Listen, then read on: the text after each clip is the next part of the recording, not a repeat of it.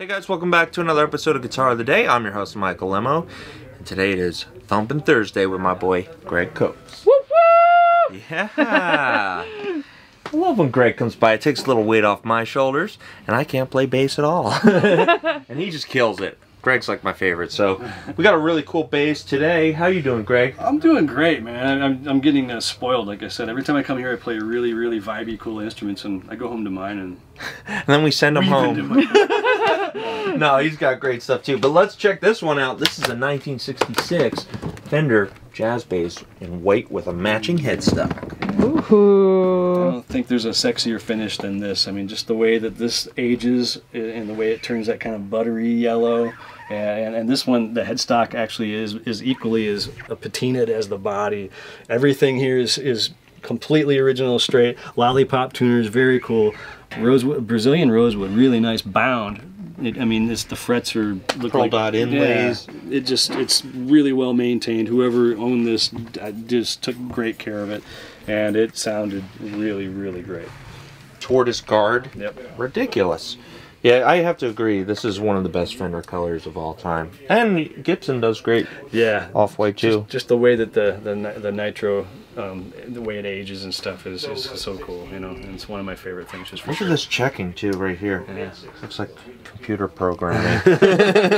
Really, really cool. Yeah, machines look like they were just made. I mean, I know the tuning pegs are like brand new looking, yeah, but all original. Yeah, no corrosion. I mean, this thing's in incredible condition, and the pickups were really well balanced and really quiet. Again, another jazz bass that when you turn one of the pickups down, you didn't get the annoying 60 cycle hum at all. And I was really, really impressed with it. And no cracks in the binding whatsoever. Yeah, sometimes you'll see that, but yeah, this thing resonates right in your hand without even plugging it in. So we're gonna take it out front, see what we can do. But this is getting ridiculous here. How does it feel when you play it?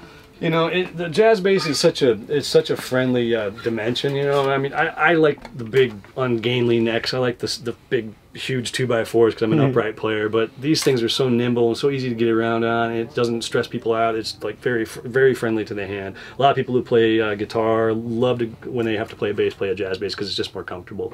You know, I would say probably a little more popular out there than P basses just because of that, as far as what I see people playing these days. But you know, it's nice to have a couple different pickups to choose from as well. But yeah, this is like a perfect example of just a classic finish, and just with some really cool extra detail like the binding and that kind of thing. You know? I think I remember seeing Jeff Buckley's bass player had like an off-white jazz bass mic. Yeah, he took the guards off. Like and it was just absolutely. I remember noticing specifically that bass on. I think it was on Glastonbury even, maybe all the shows, but on Glastonbury, and I was like, wow, that is a beautiful bass, and it makes you play a certain way. Definitely the jazz bass. It's definitely it's got that snappy top end, but it's got that kind of really like just round, kind of just I don't know how else to describe it. It's just really smooth bottom end, you know, where a P bass kind of sounds like someone dropping bricks on your feet, which is kind of like why I like them. But this just has a distinction and kind of a sophisticated sound. Yeah, that's what I noticed on the Buckley thing. He's moving a lot, like he's going through all the changes instead of just thumping, you know. But it is Thumpin' Thursday, so we're gonna thump it. Let's take it out front. Cool, let's do it. Go. Hey, this is Greg out front of Norm's Rare Guitars, the 1966 matching headstock dot neck jazz bass. Lollipop tuners, Brazilian rosewood bound neck, pretty much perfect frets, and just that beautiful aging that only that Fender white color gets. It's so nice, and the headstock again matching as well, about the same patina on both. Really, really great instrument. All the covers intact. I mean, just beautiful instrument again with this exquisite piece of Brazilian rosewood that you can only get from instruments from this era, it seems, and ones before it. Just a great sounding instrument. I'll go through the neck pickup first. It's going to pick up on its own.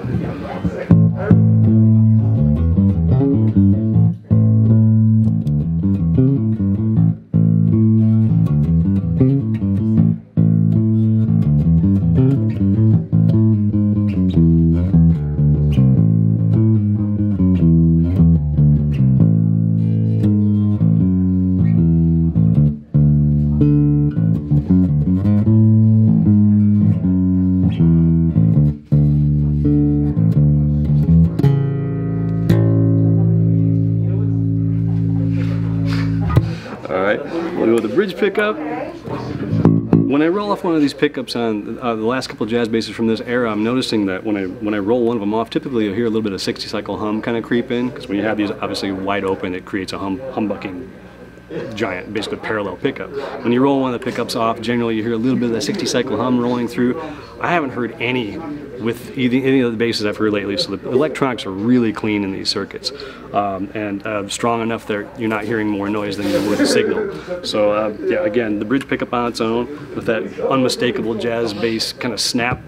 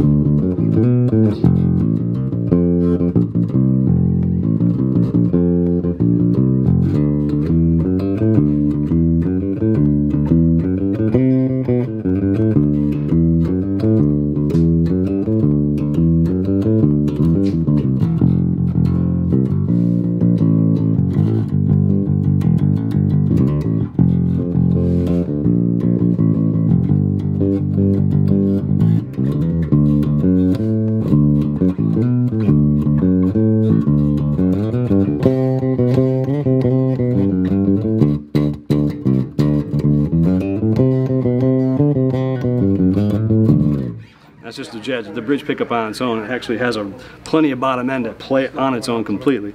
And both pickups together, of course, give that kind of scooped, thumpy bottom end and that kind of snappy top end.